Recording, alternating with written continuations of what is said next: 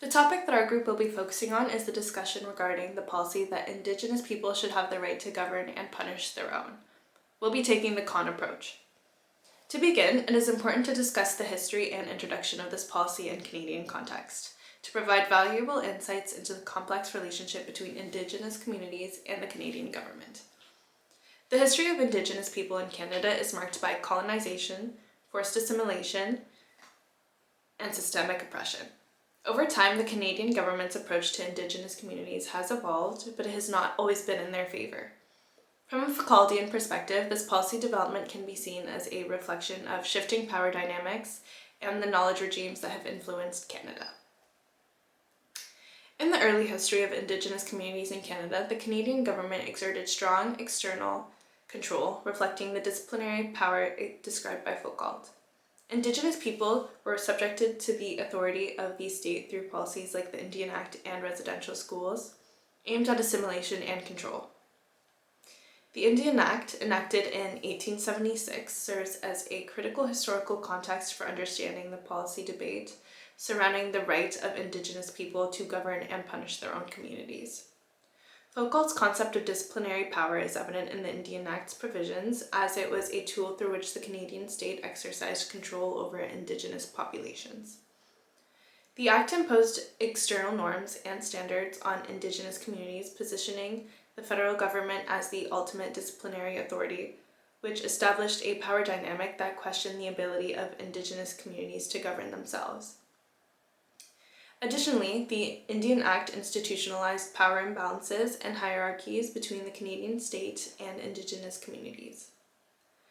By placing the federal government in a position of authority over Indigenous affairs, the Act created a hierarchical relationship, reinforcing the notion that Indigenous communities required external governance. This power dynamic is integral to understanding the arguments against granting full self-governance rights. Consequently, the Act institutionalized disciplinary power, established power imbalances, shaped knowledge regimes, and influenced discourse, all of which contribute to the complexities of the ongoing debate surrounding Indigenous self-governance. Sociopolitical dynamics are also significant when looking at the introduction of policies denying self-governance. Racism and discrimination towards Indigenous peoples contribute to the belief that they were incapable of effective self-governance, justifying the need for external control. Additionally, economic interests, particularly in resource-rich Indigenous lands, played a role in shaping policies that limited self-governance. The denial of Indigenous rights often aligned with the economic goals of the colonial powers. Therefore, the introduction of policies denying Indigenous people the right to govern and punish their own people is deeply rooted in a historical legacy of colonialism, assimilation, and discriminatory practices. Furthermore, the development of policies that deny Indigenous people the right to govern and punish their own people is a complex historical process marked by various stages and shifts in government approaches. The roots of policies limiting Indigenous self-governance can be traced back to the colonial era. European powers sought to assert control over Indigenous lands, often imposing their legal and governance structures on Indigenous communities. During the 19th and early 20th centuries, assimilation policies gained prominence. The idea was to assimilate Indigenous people into Euro-Canadian norms, eradicating their traditional practices and governance structures. The Indian Act was a significant legislative expression of this assimilationist agenda. To add to that point, the Indian Act underwent numerous amendments, each shaping the extent of Indigenous autonomy. Key amendments sought to control Indigenous governance structures, educational systems, and cultural practices.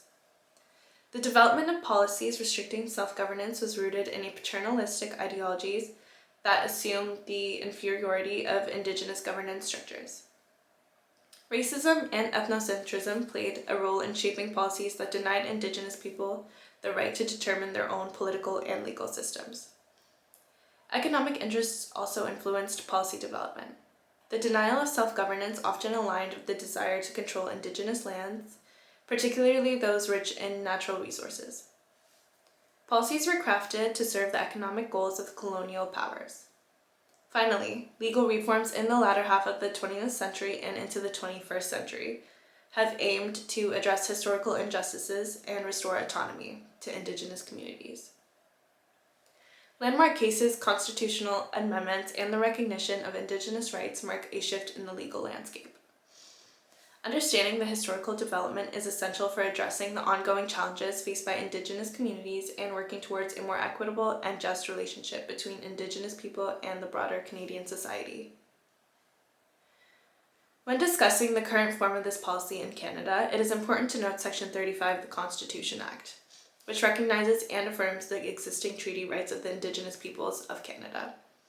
This constitutional provision has been pivotal in shaping the legal framework for Indigenous self-governance, emphasizing the need for recognition and accommodation of Indigenous rights. Also, many Indigenous communities have engaged in negotiations with the Canadian government to address land claims and establish self-government agreements. These agreements often grant Indigenous communities a greater degree of autonomy in decision-making, resource management, and governance. The recognition of the inherent right to self-governance has gained prominence. Indigenous communities are increasingly asserting their right to determine their own political, social, and economic systems based on their traditions and cultures. In some cases, Indigenous communities and the Canadian government have developed cooperative jurisdictional arrangements. These arrangements aim to share responsibilities and decision-making authority, allowing Indigenous communities to play a significant role in shaping policies that affect them. Furthermore, it is important to stay informed about the most recent legal developments and policy developments as Indigenous self-governance continues to evolve, while keeping in mind that policies and agreements may vary among different Indigenous nations and communities. In further context, Foucault's concept of the disciplinary society can be applied to understand the experiences of Indigenous suffering, particularly in the context of colonialism and assimilation policies. While Foucault did not explicitly address Indigenous issues, his ideas on power, surveillance, and normalization can be useful in analyzing the mechanisms through which Indigenous communities have endured suffering. Foucault's disciplinary power can be seen in the ways that the Canadian government has historically endeavored to control and govern Indigenous communities. In addition, the Canadian government has long opposed its own system of governance on Indigenous communities, further confirming them to the Euro-Canadian norms and values. In terms of the socio-historical context, there has been a colonial legacy. Due to the arrival of European colonizers in North America that brought a colonial mindset that imposed European ideas and structures on Indigenous peoples and their communities. Before the arrival of European colonizers in North America, these communities thrived in their distinct cultures, languages, and ways of knowing. Colonizers asserted dominance by imposing their culture, values, religions, and laws while implementing policies that immensely disadvantaged them. On the other hand, they seized control of land and manipulated access to resource and trade, leading to a dependency of Indigenous communities on the colonizers. In today's day and age, Indigenous communities suffer a great deal and face numerous issues in their daily lives. These issues include violence, brutality, assimilation policies, denial of land rights. These are some of the harsh realities of issues Indigenous communities face. Another issue they face is the assimilation policies. These policies' main goal is to assimilate Indigenous individuals into society while stripping them from their language, cultures, and government systems. One of the big assimilation policies would be the Indian Act and the Indian residential school system. The Indian Act from its inception was detrimental to Indigenous communities with their cultures as it outlawed Indigenous ceremonies, potlatches, and many other cultural traditions, which in turn contributed to the erosion of Indigenous identity. In addition to the Indian Act, the main goal of the residential schools was to take the Indian out of the child. These residential schools aimed at saving souls of the children, immersing them into the Euro-Christian beliefs, and eradicating access to traditional socialization values, languages, and way of life. As a result of the oppression and issues that Indigenous peoples and their communities faced, there was a human rights movement that started to occur in the mid-20th century. One of the main benefits of the movement occurred was the constitutional recognition of 1982, which marked a turning point as Section 35 recognized the affirming existing Indigenous treaty rights. The Constitution Act does not define Indigenous rights under Section 35, but allows for ownership, rights to land, right to occupy use of lands and resources, such as hunting and fishing, and cultural and society rights. Policies have developed over time as a result, and policies continue to change and allow for the creation of new policies. For example, the Truth and Reconciliation Commission, which was created in 2008 to provide those directly or indirectly affected by the legacy of the Indian residential school system with the opportunity to share their stories and experiences. The Truth and Reconciliation Commission is very important as it allows for mechanisms for addressing historical injustices and promoting healing in society that have experienced human rights abuse. All of these reasons above indicate that there is a dire need for change and increase awareness and accountability. By increasing awareness of the historical injustices Indigenous peoples and their communities have faced, they can help them create more favorable policies and conditions.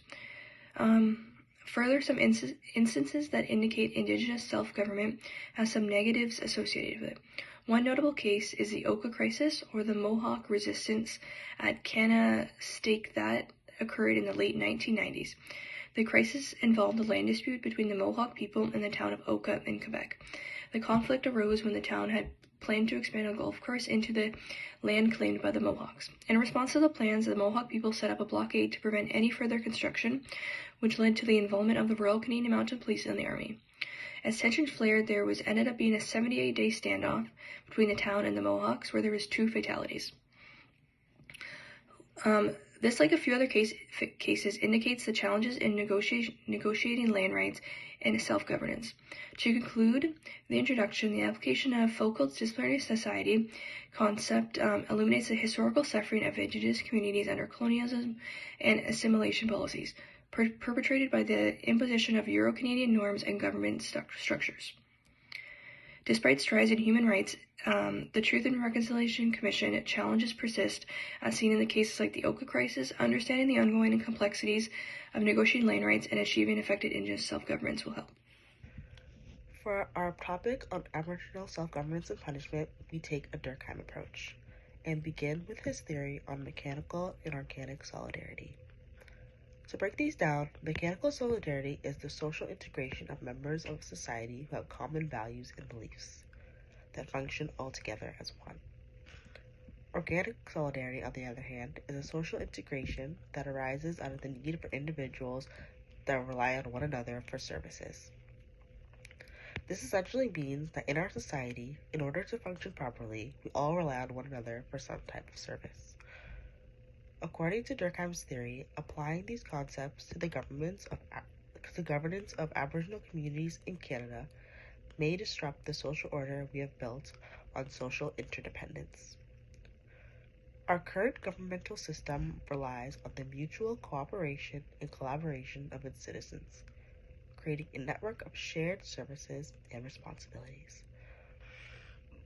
Allowing Aboriginal communities autonomy in governance and punishment for their own community could potentially alter this interdependence, which may raise concerns about the potential impact of societal harmony, as they would essentially no longer rely on Canadian government for services of governance or punishment of criminals. Durkheim's next theory of integration and anomie. To break this down, social integration, according to Durkheim, refers to the extent of which individuals feel connected to their society and its norms. It involves the strength of social bonds and the degree to which the individuals are integrated into the larger social fabric of a community. Anomie, on the other hand, represents a state of normalness or a breakdown of social norms. Durkheim introduced this concept to explain the consequences of inadequate social integration. Durkheim's integration and anomaly theory further elucidates the importance of social bonds in maintaining order. Durkheim associated anomie with periods of rapid social change, such as industrialization, where traditional norms may no longer effectively guide behavior. Strong social integration fosters a sense of belonging and shared values and norms. Durkheim had a belief that a well-integrated society could prevent deviant behavior. If Aboriginal communities govern themselves and punish themselves, there could be concerns about their integration with the broader Canadian society, potentially leading to conflicts of social tension. Durkheim's belief in the power of society to shape individuals is a cornerstone of his theory. The collective consciousness formed by shared norms, beliefs, and values is what binds individuals together and creates our social integration in our society. The implications here is that individuals are more likely to adhere to community laws and regulations when they are shared with similar principles and standards. Durkheim believed that society exerted a powerful force on individuals. People's norms, beliefs, and values make up a collective consciousness and a shared way of understanding and behaving in our world. The collective consciousness binds individuals together and creates social integration. For Durkheim, the collective consciousness was crucial in explaining the existence of our society. It produces society and holds it together. People are more inclined to respect and adhere to community laws and regulations when they are shared principles and standards. Therefore, upholding the rule of law requires a single, consistent legal system for all citizens, not just Aboriginal people and their communities. In the context of Indigenous governance, we must consider the potential consequences of disrupting social integration. Durkheim associated anomie with societal changes such as industrialization, where traditional norms may alter in guiding behavior. If Aboriginal communities were to govern themselves, questions arise about their integration into the broader Canadian society. This leads to conflicts or tensions disrupting the social fabric that currently binds us together as Canadians. Durkheim placed a strong emphasis on the state's responsibility in enforcing the law in order to prevent retaliation and preserve social order. Concerns consistently and justice may arise if punishment is subject to only Aboriginal control. It could result in differing penalties for the same crimes, depending on a person's cultural background, which could be interpreted as unfair legal treatment to other Canadians. In a similar statement, Amelia Durkheim argued that punishment of crime has a salutary effect on society by reaffirming the collective consciousness. With few exceptions, Durkheim assumed that criminal punishment is done on behalf of society. It is key to recognize that Canada has tried to incorporate the Indigenous legal traditions into its legal system, such as through Truth and Reconciliation Commissions and various self-government agreements. Also through allowing elders and other spiritual advisors in the Indigenous communities to accompany criminals during their trial. This approach reflects a commitment to recognizing and respecting the unique legal traditions and cultural values of Aboriginal communities while ensuring that the broader Canadian legal system maintains its role in preserving the social order. In conclusion, Durkheim's social perspective provides us with a framework to analyze the potential impact of allowing Aboriginal communities to govern themselves. Through these theories and frameworks, we believe that Aboriginal people should still be able to govern some things, such as their treaties and land, but leave the rest in punishment to the broader Canadian society. First, according to Durkheim, he said that society has a strong influence over people and that a shared understanding in the way that we act in the world is known as the collective consciousness, which essentially is composed of people's conventions, beliefs, and values. People become integrated into society and are bound together by the common consciousness, and according to Durkheim, society cannot exist without the collective consciousness, which in turn both creates and maintains society, and individuals also must contribute to communal awareness through their relationships and behaviors. Social interaction is one factor that shapes our collective consciousness. Durkheim specifically considered the close-knit relationships found in small communities and families, as well as groups of individuals who may work, eat, relax, and who also share the same faith. This can be seen in Aboriginal communities, where they do a lot together within those communities and they also share the same values.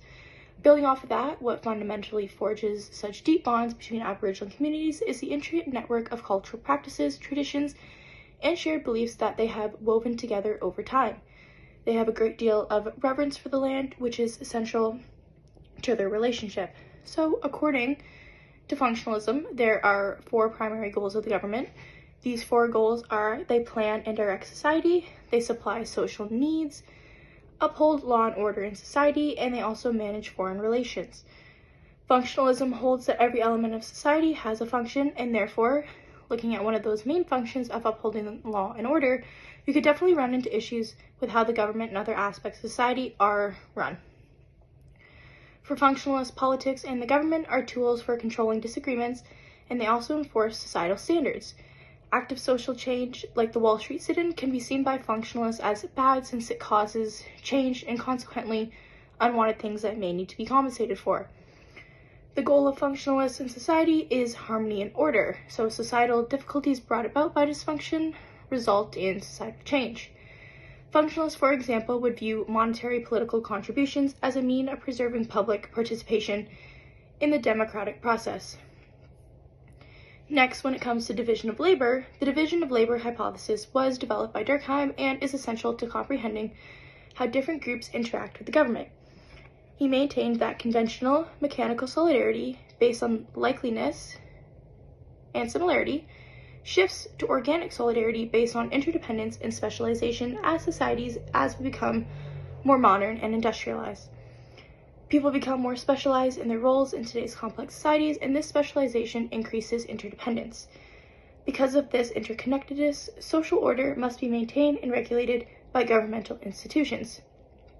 According to Durkheim, the government in all of its manifestations is essential to controlling the division of labor and guaranteeing that people and organizations collaborate well together.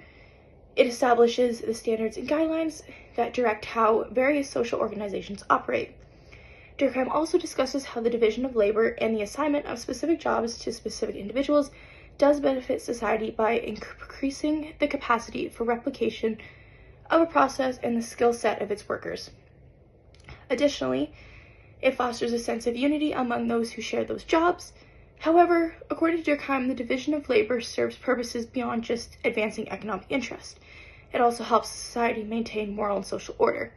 He said the division of labor can be effectuated only among members of an already constituted society. So society's dynamic or moral density does directly relate to the division of labor, and this is characterized as a blend of the population density and the degree of socialization within a group or community.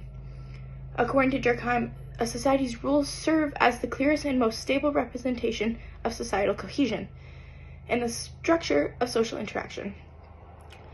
A society's legal system is comparable to an organism's nervous system, for example. Numerous body processes are regulated by the nervous system to ensure that there's proper operation, everything's running smoothly. Similarly, the legal system governs every aspect of society to ensure that it functions properly as a whole. Repressive law, which is moral, and restitutive law, which is organic, are the two forms of law that exist in human communities, and each one is associated with a particular kind of social solidarity. Repressive laws are connected to the center of common consciousness, where everyone takes part in identifying, condemning, and penalizing the offender. A crime's seriousness is determined by the harm it does to society or the social order as a whole, not always by the harm it does to a single victim. Crimes against the group usually carry more severe penalties, and according to Durkheim, repressive law is applied in mechanical forms of society. Repressive law poses a significant threat to the well-being and rights of Indigenous people, as it often neglects the unique socio-cultural context of these communities. Indigenous societies are characterized by their deep ties to their ancestral territories, the unique way that their government is structured, and their rich traditions that go back centuries. However, repressive laws frequently ignore or downplay these factors, which in turn results in cultural insensitivity and the deterioration of Indigenous identity. The second kind of law is restitutive law, which, because it lacks widely held views on what constitutes social harm, it does center itself around the victim in criminal cases. Restitutive legislation is made feasible by more specialized social bodies like courts and attorneys and is in line with the organic state of society. Restitutive law, nevertheless, can be problematic for Indigenous people because it has the capacity to uphold past historical injustices and ignore the underlying causes of their marginalization. Restored legal structures can fail to take into account the distinct historical, social, and cultural settings of Indigenous populations. The degree of growth of a society is closely tied to the existence of restitutive and repressive laws. According to Durkheim, cultures that are mechanistic or primitive often have repressive laws because the group as a whole usually decides on the punishment for the offense. Although crimes against individuals do occur in these lower cultures, they are not as serious as they may be, and therefore they're at the bottom of the criminal justice system.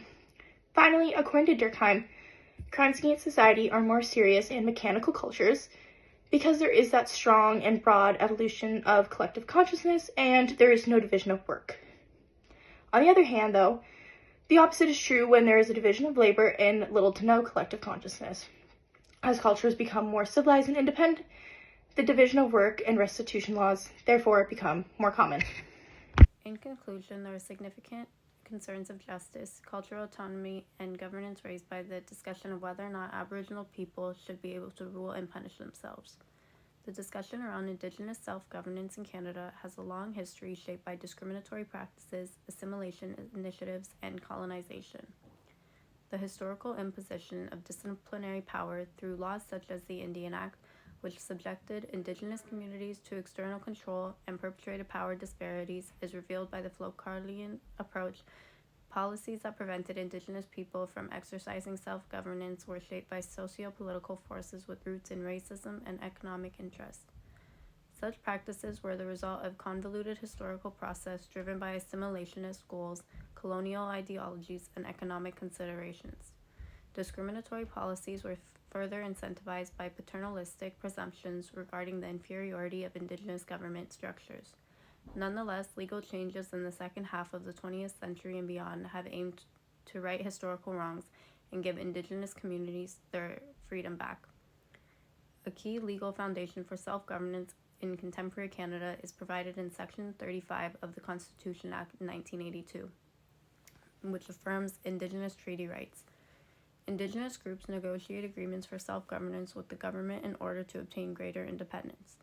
There has been a movement in the understanding of the inherent right to self-governance as illustrated by the constitutional recognition and ongoing legal advancements. Even with these encouraging developments, problems still arise as the Oka crisis reveals.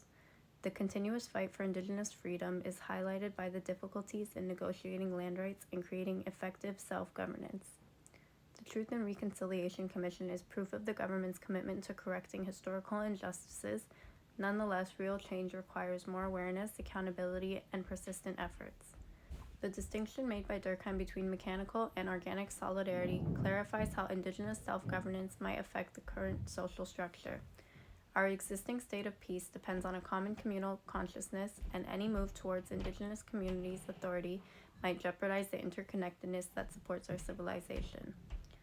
Potential conflicts resulting from different governance systems pose a threat to the current social integration framework. Understanding Durkheim and the division of labor was an essential component to the complexity of contemporary civilizations. Specialization increases interdependence, but in order to preserve social order, regulatory mechanisms are also necessary. Indigenous groups add to the rich diversity of our civilization through their distinctive cultural customs and practices. Self-governance must, however, be implemented with great care to strike a balance between the necessity of regulatory frameworks that promote social cohesion and cultural diversity. According to Durkheim, the law plays a crucial role in maintaining social order. The need of modifying legal frameworks to take into account the ways in which societies are changing is emphasized by the divide between restitutive and repressive laws. There is a chance that the socio-cultural settings of Indigenous communities and the current legal frameworks will collide in the context of Indigenous governance. It is a difficult task to strike a balance between the need for legal frameworks that recognize Indigenous identity and correct historical injustices. Finally, although the concepts of cultural recognition are in line with Indigenous self-governance, there may be obstacles to social cohesion and legal coherence. The legacy of colonialism, assimilation, and discrimination is reflected in the historical background of Indigenous policy in Canada. Even if there have been legal advancements aimed at restoring self-government, difficulties still exist, highlighting the necessity of constant awareness, accountability, and attempts to accomplish successful Indigenous self-governance. Finding methods to support Indigenous independence within a framework of common collective consciousness that preserves the values of social integration and order is crucial as Canada develops. Hence, Aboriginal people should not be able to govern or punish their communities due to the disrupt, which is highly possible to be the outcome.